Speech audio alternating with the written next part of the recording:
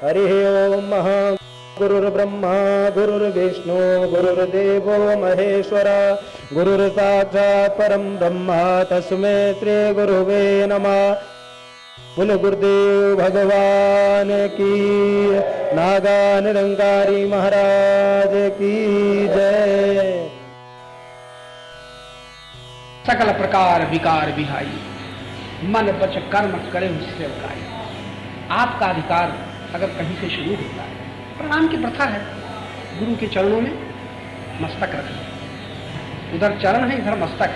कितना सुंदर रूपक है। ये रूपक बता रहा है, शिष्य ये साबित कर रहा है कि आपके चरणों पर मेरा अधिकार है। अधिकार है, ऊपर नहीं, अभी ऊपर हमारी गुंजाइश नहीं, आपके चरणों पर मेरा अधिकार है। लेकिन अधिकार प्राप्त करने के स्थान में पहुंच करके ये भी निश्चित है कि वो साबित कर रहा है कि मेरे मस्तिष्क पर आपका अधिकार है। क्या आपने सोचा कभी? चरणों पर अधिकार तो जमाना चाहते हैं, इतने लालची हैं कि यहां से महात्मा उठते हैं, पैर छूने दौड़ते हैं। भाई काहे छूने दौड़ते हो पैर? क्या मिलेगा अभी? तो लालच से कुछ मिल जाएगा, पैर छूने से कुछ मिल जाएगा। ये लालच कह रहा है कि और कुछ जरा ईमानदारी से बताना।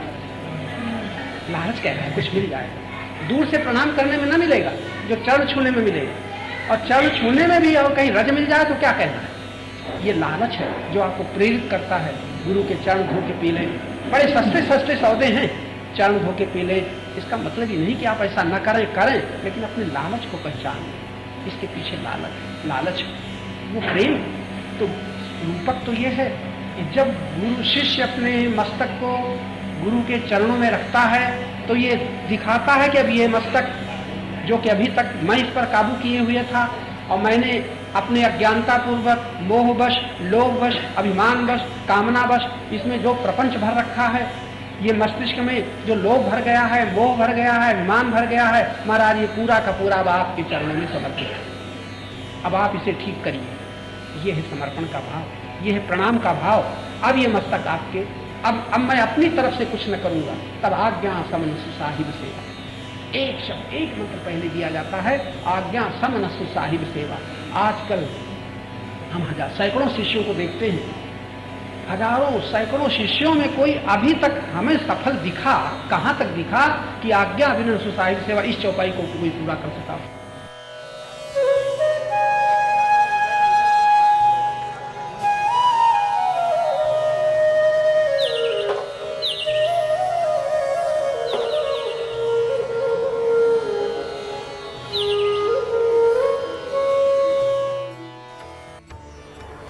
सुनने से ही हम अपने जीवन में जो कुछ हैं आज, ये सुनने का प्रभाव है।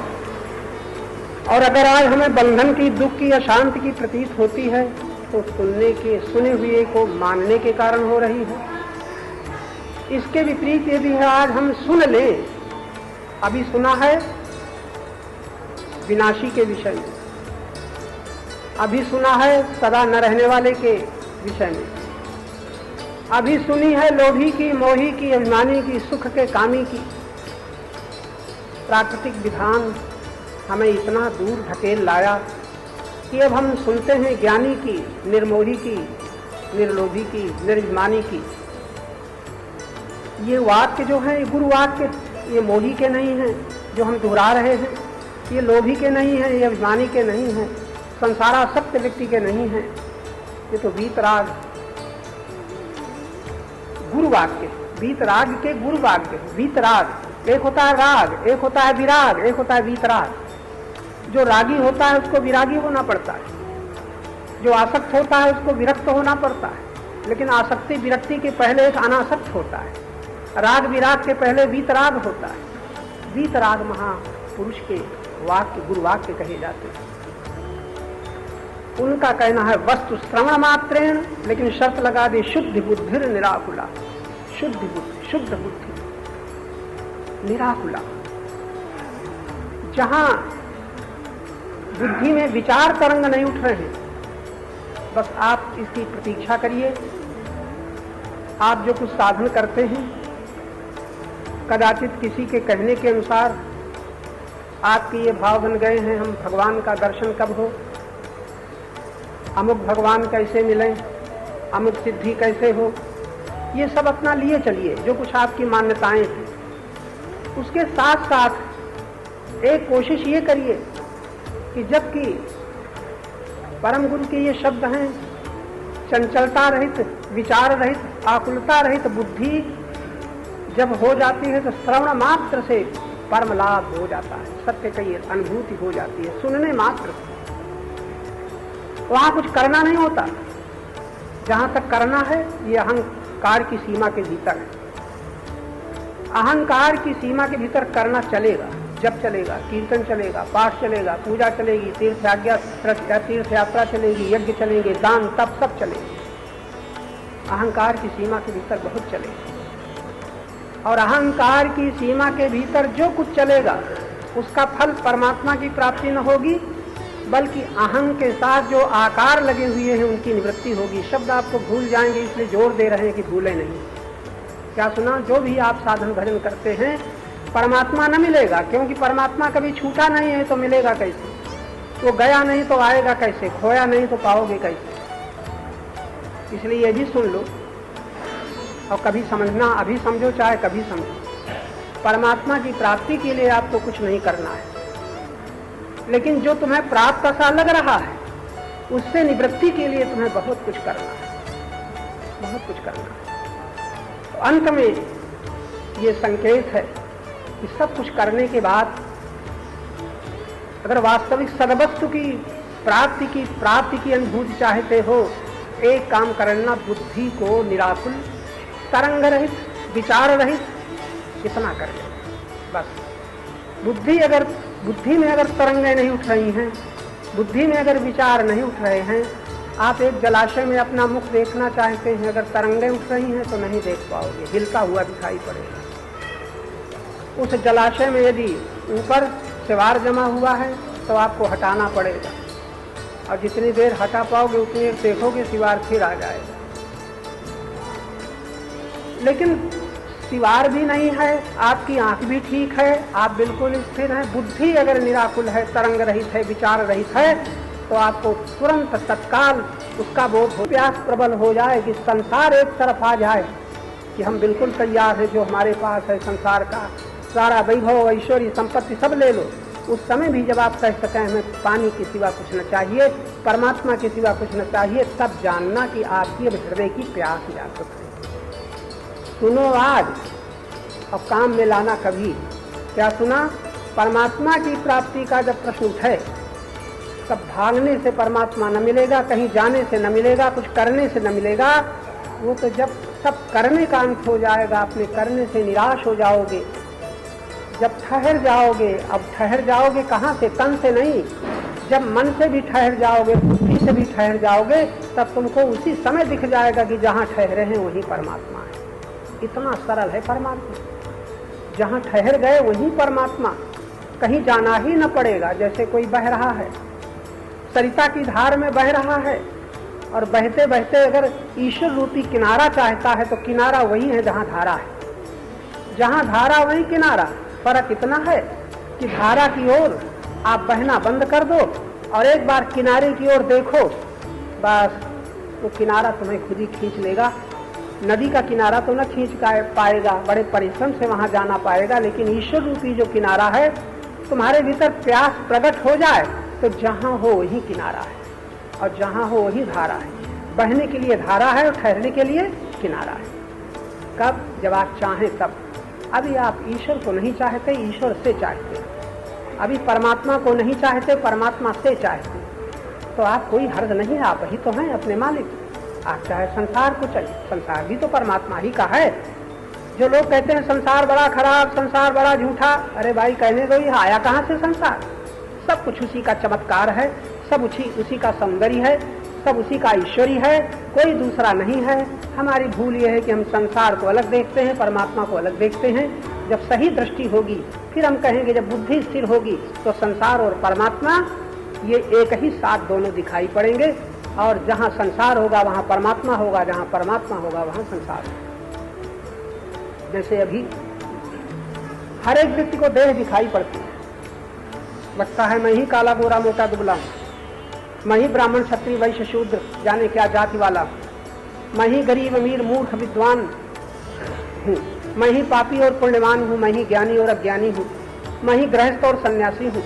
जहाँ ये दिखाई पड़ता है एक और देह और उसके सारे संबंध, वहीं पर जब बुद्धि स्थिर हो जाएगी, तरंग रहित हो जाएगी, विचार रहित हो जाएगी, तो बुद्धि के पीछे जिससे बुद्धि प्रकाशित हो रही है, जिसकी सत्ता से बुद्धि काम कर रही है, वहीं पर उसका अनुभव हो जाएगा। इतना सरल योग है परमात्मा का योग, इतना सरल है।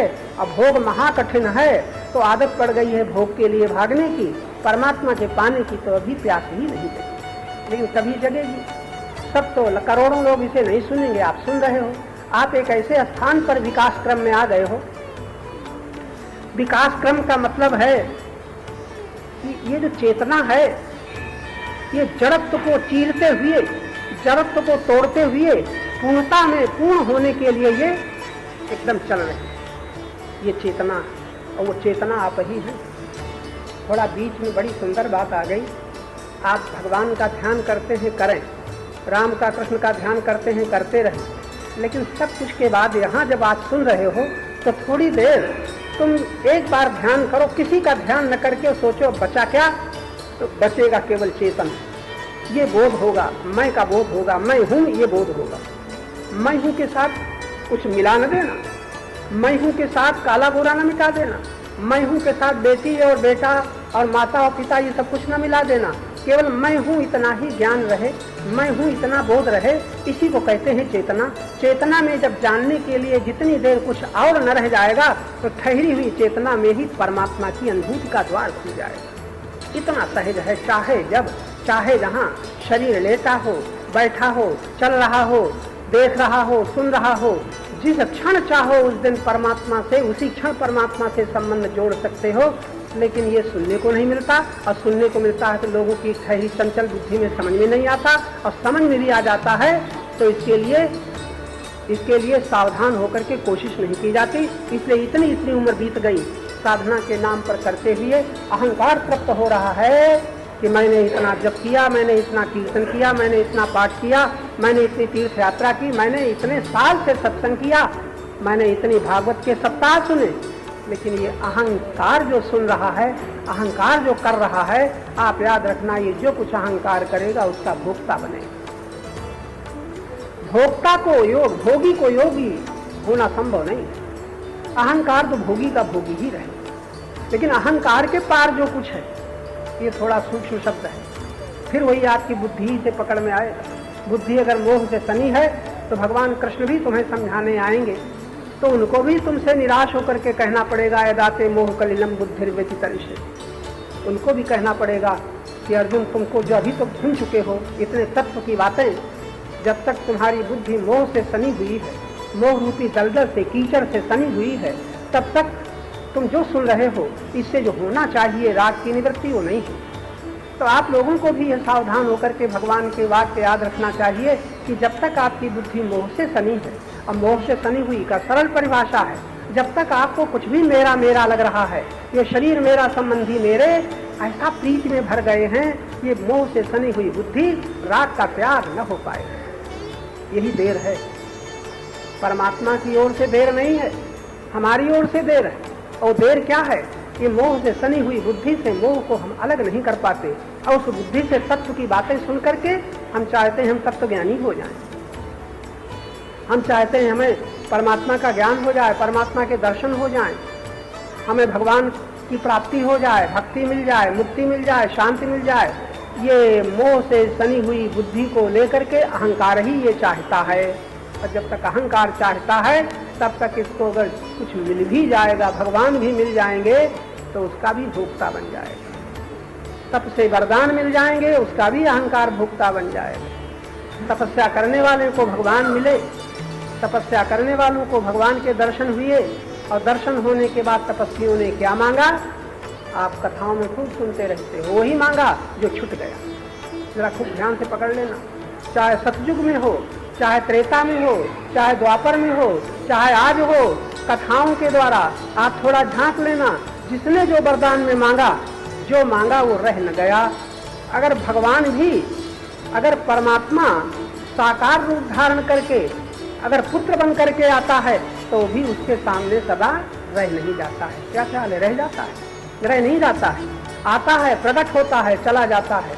और जिसने वरदान प्राप्त किया था वो रोते रोते रह जाता है। ये आप खुद सोच लेना। जो तुम्हें मिलेगा वो रह न जाएगा, लेकिन ये भी कब समझ पाओगे? जब आपकी बुद्धि साथ दे रही होगी। मन से तो आप मान लोगे, हम जो कहेंगे तो मान लोगे, जिस ढंग से कहेंगे मान लोगे, हम बड़ा फल दिखा देंगे, ये फल है, आप तुरंत मान लोगे। न जाने क्या क्या हम लोग माने बैठे हैं, कहीं दर्शन माने बैठे हैं, कहीं भजन माने बैठे हैं, कहीं मुक्ति माने बैठे हैं, कहीं सेवा माने बैठे हैं। ये आप लोग सोच लीजिएगा, अभी आप मान्यता से मुक्त नहीं हैं। आप सुन सुन करके कोई अपने को भक्त मान रहे हो, कोई अपने को सेवक मान रहे हो, कोई अपने को तमाम बंधनों से छूटा हुआ मान रहे हो, कोई अपने को त्यागी तपस्वी, हम अपने को सन्यासी मान रहे हैं। जहाँ तक मान रहे हैं वहाँ तक हमारा अहंकार ही मान्यता का भोगी बन रहा है। अहंकार ही मानता है, और अहंकार जो मानता है उस अहंकार का अभी तक ज्ञान नहीं हो रहा है। अगर इन शब्दों को आप शुद्ध बुद्धि से पकड़ें तो पता चलेगा ये सारी मान्यताएं अहंकार की हैं, और एक दो नहीं लाखों लोग मान्यता की सीमाओं में बंधे हुए अहंकार को तृप्त करते चले जा रहे हैं। लेकिन वही अहंकार एक दिन दुखी होगा, क्योंकि जो माना है वो रह न जाएगा, दुखी होना पड़ेगा। सुना गया कि एक महात्मा के पास ये बताया गया कि जो महान शुद्ध है वो मलिन हो जाता है संग से, और जो महामलिन है वो संग से शुद्ध हो जाता है। फिर एक घटना दिखाई उस साधक, उस महात्मा ने अपने शिष्य एक राजा को घटना दिखाई। नाले का पानी मंगाया, 7 घड़े मंगाए, किसी में चूना रखा, किसी में कंकड़ रखा, किसी में कोयला रखा, किसी में बालू रखा, और सबसे ऊपर गंगा जल रखा, और छेद करते चले गए। नीचे जल उतरते उतरते बिल्कुल शुद्ध हो गए। बताया, देखो संग का परिणाम वो संग का परिणाम है। एक संग से शुद्ध जल अशुद्ध हो जाता है। तब रामायण में यही कहा गया है, भूमि परतभा ढाबर पानी, इम जीव ही माया लपटानी। ईश्वर अंश जीव अविनाशी, जो अविनाशी था, ईश्वर का अंश था, चेतन अमल सहज सुख राशि था, वही संग दोष से ऐसा हो गया। अब सत्संग से संत संग से, संत संग से वही शांत और सत्यमय हो सकता है। तो भगवत कृपा से आप सत्य के संग में आए हैं, संतों की वाणी सुन रहे हैं, गुरु वाक्यों का मनन कर रहे हैं। आप ही को महा से महा मलिन होने पर भी आप महान शुद्ध होना है। आपको उसकी साधना आपने आज सुनी। बुद्धि को शुद्ध बुद्धि निराकुला, बुद्धि को तरंग रहित बनाने की कोशिश करो। ध्यान में बैठो तो जो कुछ आप जप करते हैं, कीर्तन करते हैं, जो कुछ करते हैं करें। कुछ देर आप बुद्धि को देखें और इसको विचारों से शून्य करते चले जाएं, तटस्थ होकर के देखें। इसी को गीता में भगवान ने बुद्ध्या विशुद्धया युक्तो, जरा गीता के 18वें अध्याय में आप पढ़ लेना। भक्ति मद भक्तिम लभते पराम, भगवान कहते हैं वो व्यक्ति, ऐसा साधक मेरी भक्ति प्राप्त करता है। उसके 23 लक्षण बताए हैं। 23 बातें आपको पूरी करनी पड़ेंगी। मद भक्तिम, भक्ति को प्राप्त करने के लिए उस 23 में सबसे पहला है बुद्धि को शुद्ध करो। अगर आप चाहेंगे तो कल इस पर विशेष प्रकाश डाला जाएगा। आप तन को शुद्ध कर लेने के लिए तो बिना बताए सब कर रहे हैं। कपड़े भी शुद्ध कर लेते हैं, तन भी साफ कर लेते हैं, आंख कान भी साफ कर लेते हैं, कमरे भी और घर भी साफ कर लेते हैं, गंदी से गंदे मकान को भी साफ कर लेते हैं। लेकिन अच्छे अच्छे साधक बुद्धि को शुद्ध करने की कोशिश नहीं कर रहे हैं। बुद्धि मोह से सनी है और मोह ही बढ़ाते चले जा रहे हैं। और अभी नाती नहीं हुआ, पोता नहीं हुआ, पत्नी नहीं मिली, और ये नहीं हुआ, वो नहीं हुआ। राम नाम जप चल रहा है, कृष्ण नाम जप चल रहा है। बुद्धि शुद्ध हो जाए इसकी कोई फिक्र नहीं हो रही है। तो याद रखना, आपको भक्ति लाभ न हो। अहंकार तुम्हारी साधनाओं से तृप्त होता रहेगा, और आप कहेंगे मैं भजन कर रहा हूँ, आप कहेंगे मैं तीर्थ सेवन कर रहा हूँ, आप कहेंगे मैं यज्ञ कर रहा हूँ। आप सब कुछ करते रहें, सब कुछ को अहंकार रूपी, एक कथा हम बार बार सुनाते हैं ना, अंधा रस्सी बट रहा था और पास में भैंसा उसे हरी रस्सी को चबाता चला जाता था, लेकिन अंधे को पता न था कि मेरी रस्सी भैंसा खा रहा है। मालिक आता है, वो कहता है रस्सी नाप लो। मालिक कहता है गजब हो गया, रस्सी नापे क्या, यहाँ तो है ही नहीं। कहता है ही नहीं, हम सवेरे से बट रहे हैं। कहा तुम जानते नहीं हो सूरदार, ये पास में भैंसा बंधा है, सब खा रहा है। जैसे हमारा आकड़ है कि हम इतना जप करते हैं, इतना कीर्तन करते हैं, इतनी भागवत सुनते हैं, इतना गीता पढ़ते हैं, और अहंकार रूपी भैंसा सब हड़प करता चला जाता है, पता भी नहीं चलता। इसलिए गुरु ज्ञान में आप ये समझें, अहंकार को पुष्ट करने से एक गुरु वाक्य है, अहंकार को जब हम अपनी उसके संग द्वारा पुष्टित करते चले जाते हैं। अहंकार को पुष्ट करना सबसे बड़ा पाप है। अब आप कभी ने सोचा कि हमारी प्रत्येक कृतियां अहंकार की पुष्टि का साधन बन रही हैं? अहंकार को पुष्ट करते रहना मुख्य पाप है, और किसी प्रकार अहंकार पिघलता चला जाए बड़ा भारी पुण्य है। धन्य है वे लोग जिस दिन से आपने मंदिरों में, जिस दिन से भगवान की मूर्तियों के आगे, जिस दिन से आपने महात्माओं के आगे मस्तक झुकाना शुरू किया है, यहाँ से विनम्रता शुरू हुई।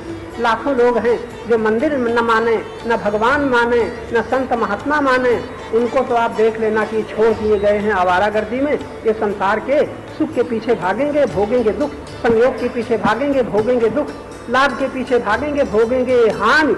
आप लोगों को नहीं कह रहा हूँ, आप लोग भी तैयार रहिएगा। अगर इसी दिशा में भाग रहे हो तो आप बच नहीं सकते।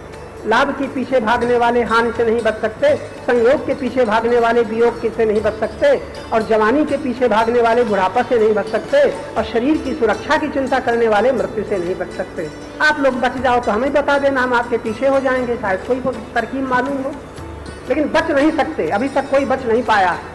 इसलिए यहाँ जो सुन रहे हो, किसी प्रकार अहंकार को पुष्ट करते रहने में सावधान हो जाओ। अहंकार को पिघलाते रहने की कोशिश करो, और अहंकार पिघलता है केवल प्रेम से। और अहंकार का जीवन क्या है? अहंकार जो भी अपना मानता है वही उसका आकार बनता चला जाता है। मेरा मेरा मेरा मेरा, यही अहंकार आकार है। और अपने को अहंकार अपना मानता है, अपने को मानता है। दो चीजें। अहंकार की परिभाषा क्या? अपने को मानता है और अपना मानता है। अपने को मानता है मैं हूँ, और अपना मानता है मेरा है। ये मेरा है, इसी विस्तार में अहंकार का मोटापना बढ़ता चला जा रहा है। पता नहीं कई मील का है, कई मकान के बराबर, कई कितनी भूमि के बराबर, कितने धन के बराबर अहंकार है। ये अहंकार किसी तरह पिघलाना बहुत बड़ा पुण्यकार है, बहुत बड़ी अच्छी साधना है। और ये जमे नहीं बल्कि पिघले, इसका साधन एकमात्र श्रद्धा और प्रेम है। श्रद्धा प्रेम के द्वारा आप अहंकार को पिघलने दें। यही आज की चर्चा में आपको बताया गया। बुद्धि किसी तरह निराकुल हो, तरंग रहित हो, तो आपकी साधना की सिद्धि का द्वार मिल गया। नमो परमात्मा, नमो परमात्मा, नमो परमात्मा, नमो परमात्मा, नमो परमात्मा,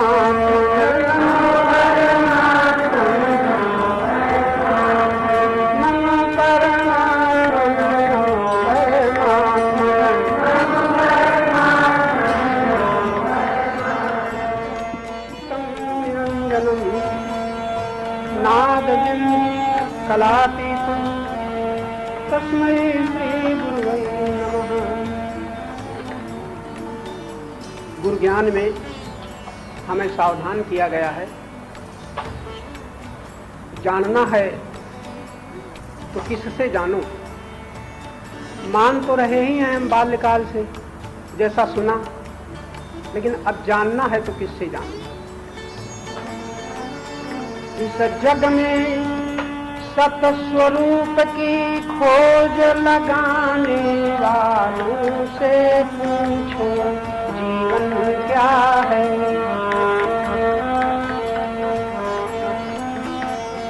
सेवा को त्याग, प्रेम को पूर्ण बनाने वालों से पूछो साधन क्या है। इधर उधर पूछोगे सही उत्तर न मिलेगा। सेवा को त्याग, प्रेम को पूर्ण बनाने वालों से पूछो साधन क्या है। इस जग में सतस्वरूप की खोज लगाने वालों से पूछो जीवन क्या है, जीवन क्या है।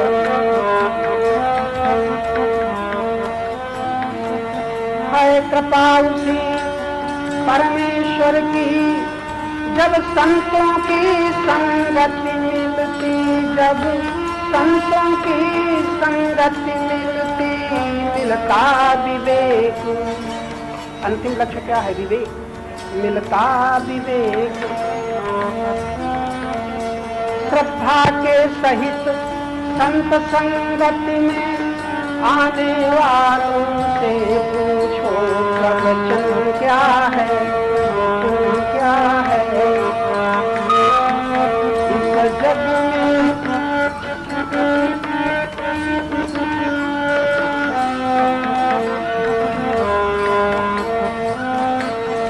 वैसे तो शास्त्रों वेदों के विद्वान अनेकों मिलते हैं, पर शांत कौन। वैसे तो शास्त्रों वेदों के विद्वान अनेकों मिलते हैं, पर शांत कौन। विद्या द्वारा उस अमृतत्व के पाने वालों से पूछो, ये तन क्या है, ये तन क्या है जग में।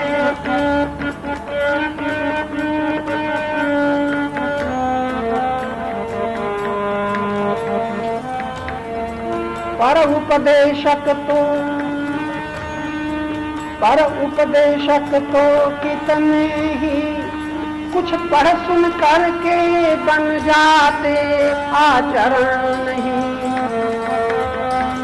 कुछ पढ़ सुन कर बन जाते, आचरण नहीं। कथनानुसार अपना कर्तव्य निभाने वालों से पूछो, निरसन क्या है, निरसन क्या है।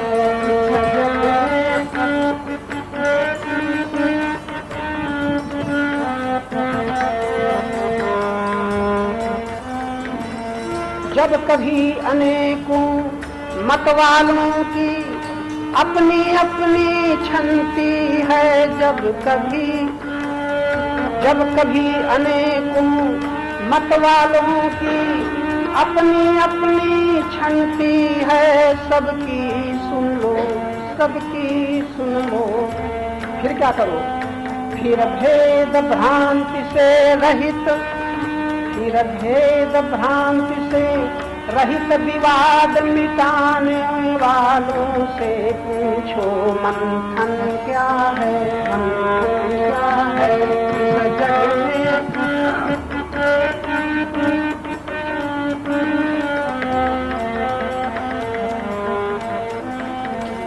निष्पक्ष विवेकी जन चिन्मय जीवन का अनुभव करते हैं, अविचल मति से। निष्पक्ष विवेकी जन चिन्मय जीवन का अनुभव करते हैं, अविचल मति से। जो आत्म तृप्त आनंदामृत बरसाने वालों से पूछो, प्रशमन क्या है, प्रशमन क्या है, जीवन क्या है, रक्षण क्या है जग में।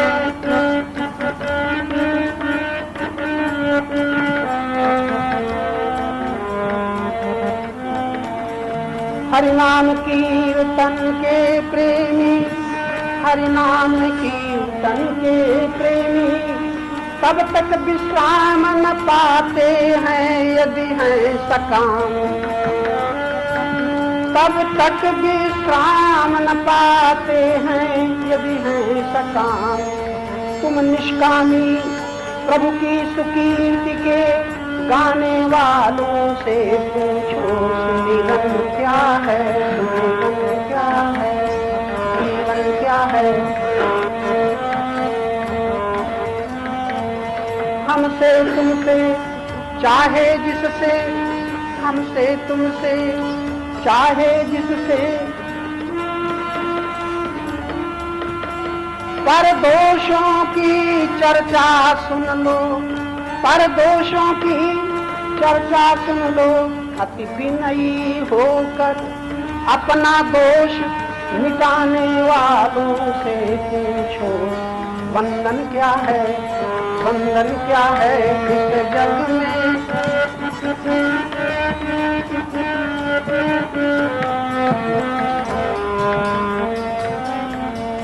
जो वीतराग हैं, जो वीतराग हैं, जिन्हें मान धन भोग सुखों की चाह नहीं, जो नित्य मुक्त।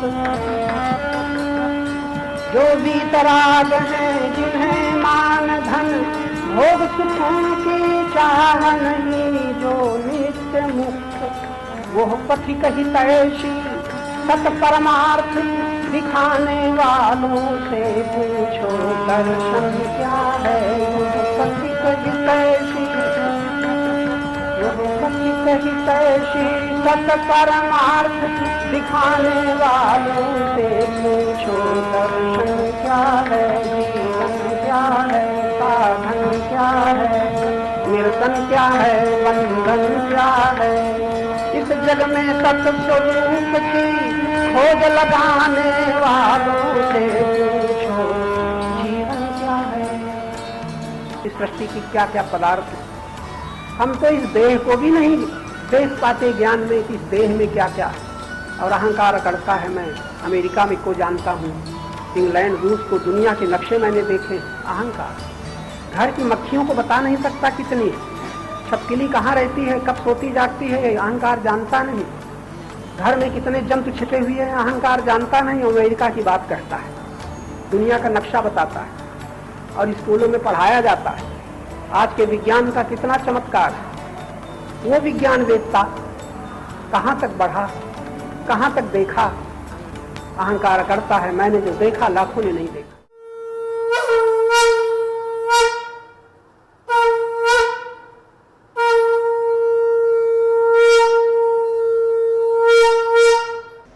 हरि ओम सूर्याय नमः। ओम रवे नमः। ओम भानुवे नमः। ओम पूष्णे नमः। ओम आदित्याय नमः। ओम अर्काय नमः। ओम भास्कराय नमः। हरे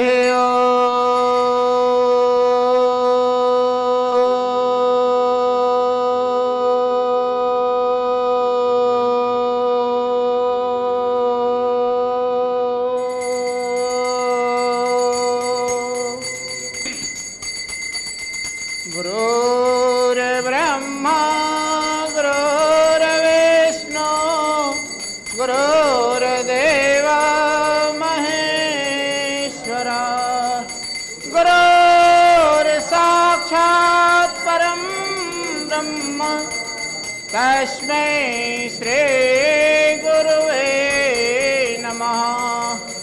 गजाननं भूतगणादिसेवितं कपित्थजम्बो फलचारुभक्षणम् उमासुतं शोकविनाशकं नमामि विघ्नेश्वरं शान्ताकारं पद्मनाभं सुरेशं विश्वाधारं गगनसदृशं मेघवर्णं शुभांशुं लक्ष्मीकान्तं कमलनयनं योगवेर्ध्यानगम्यं वन्दे विष्णुं भवभयहरं सर्वलोकैकनाथं। सर्वमङ्गलमाङ्गल्ये शिवे सर्वार्थसाधिके शरणे त्र्यंबके गौरी नारायणे नमस्तुते। अखंडमंडलाकारं व्याप्तं येन चराचरं तत्पदं दर्शयामि तस्मै श्री गुरुवे नमः। ध्यानमूलं गुरुमूर्ते पूजामूलं गुरुपदं मंत्रमूलं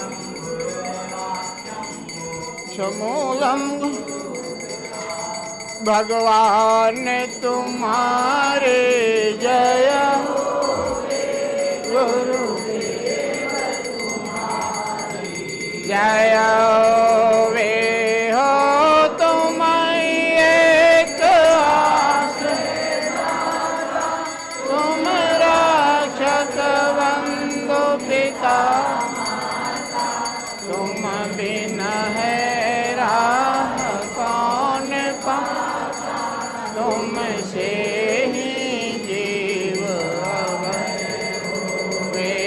भगवान तुम्हारी जय हो, गुरुदेव तुम्हारी जय हो। वे तुम्हें सब कुछ के दाता हो, दुर्गति में सुगति विधाता हो। तुम दिव्य प्रकट निर्माता हो, कुशमय तुमसे सुसमय हो।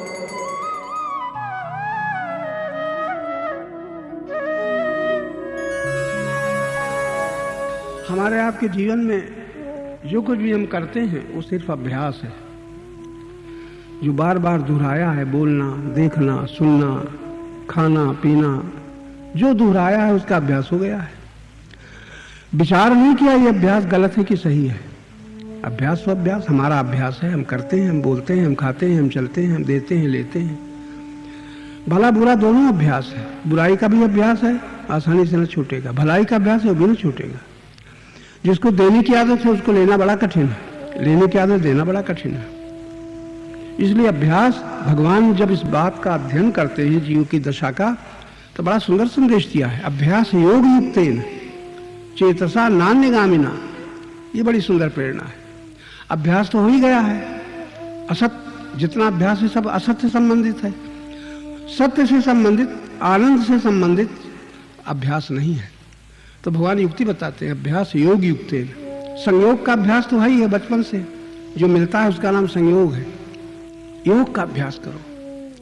जो मिलता है उसको संयोग कहते हैं, और मिलने के पहले और छूटने के बाद जो बना रहता है उसको योग कहते हैं। योग शब्द का ये अर्थ है, मिलने के पहले जो था और छूटने के बाद भी जो रहेगा उसका नाम योग है। योग है सत्य से, सत्य है अखंड। उस योग में खंडित नहीं, योग खंडित नहीं होता। विनाशी के संयोग में बाधा पड़ती है, अविनाशी के योग में कोई बाधा नहीं है। अगर ज्ञान में देखना आ जाए तो अभ्यास योग युक्त है। भगवान परम गुरु भगवान बताते हैं योग का अभ्यास करो, वो तो निरंतर है ही। संयोग का अभ्यास छोड़ने के लिए निरंतर जो है उससे उसके होने की याद करो, ये अभ्यास हो जाए। लेकिन शर्त एक रख दी, चेतसा नान्यगामिना, अन्य की ओर चित्त को न जाने दो। जो अन्य है उसका अभ्यास झूठा अभ्यास होगा, जो निरंतर है उसका अभ्यास योगाभ्यास होगा। अन्य की ओर चित्त न जाने दो। तब क्या होगा? जब अन्य की ओर, दूसरे की ओर, अपने से भिन्न में चित्त न जाएगा तो योग का अनुभव होगा। योग है परमात्मा से, उस योग के अनुभव में परमानंद कहो या परम पुरुष कहो या परमात्मा कहो, उसकी अनुभूति होगी। ये इसका फल है योगाभ्यास का।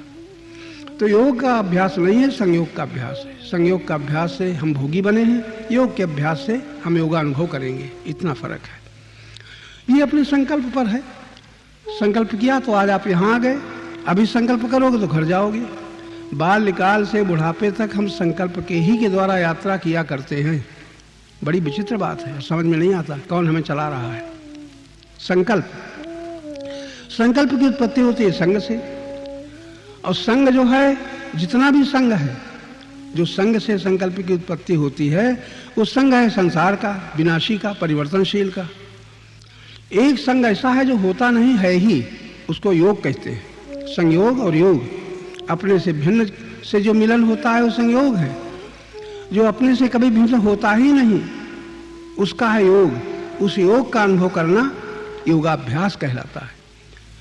हम योगाभ्यास का मतलब है आसन, यम नियम आसन, प्राणायाम, ये समाधि इत्यादि, ये तो अभ्यास हमारे अहंकार की कृतियां हैं। योग का अभ्यास जो है निरंतर योग है, उसकी स्मृति का बार बार स्मरण करना अभ्यास कहा जाएगा, योगाभ्यास। संयोगाभ्यास तो रहता है बचपन से। जहां मेरा कहा था संयोगाभ्यास है, अब मेरा कुछ नहीं याद आता, अब योगाभ्यास चल रहा है। जब मेरा कुछ नहीं याद आता तो जो बचा है वो सत्य है, वो सत्य अखंड है, अनंत है, अभी है, यही है, सदा से है, उसकी याद आना, ये योगाभ्यास है। योगाभ्यास का अर्थ बहुत कम सुनने में आता है। आप भी आज सुन रहे हो, संयोगाभ्यास तो बहुत सुन चुके हो, योगाभ्यास भी बहुत चुके हो, आसन प्राणायाम, इसको आप लोग योगाभ्यास मानते हो। परमात्मा के निरंतर मिलन की अनुभूति की याद आना योगाभ्यास है।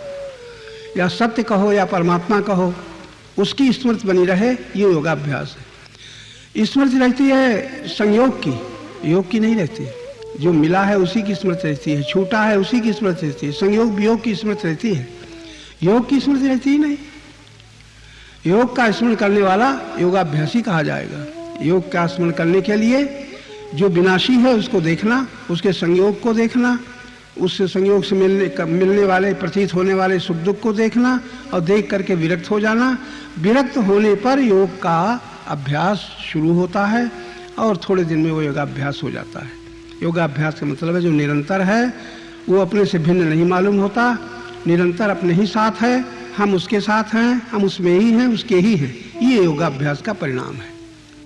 ऐसा योगाभ्यासी परमानंद को प्राप्त होता है, संयोगाभ्यासी सुख को प्राप्त होता है। सुख उसे कहते हैं जो मिलता है छूट जाता है, मिलता है छूट जाता है, वो सुख है। अब आनंद उसे कहते हैं ना आता है न जाता है, ज्यों का त्यों रहता है।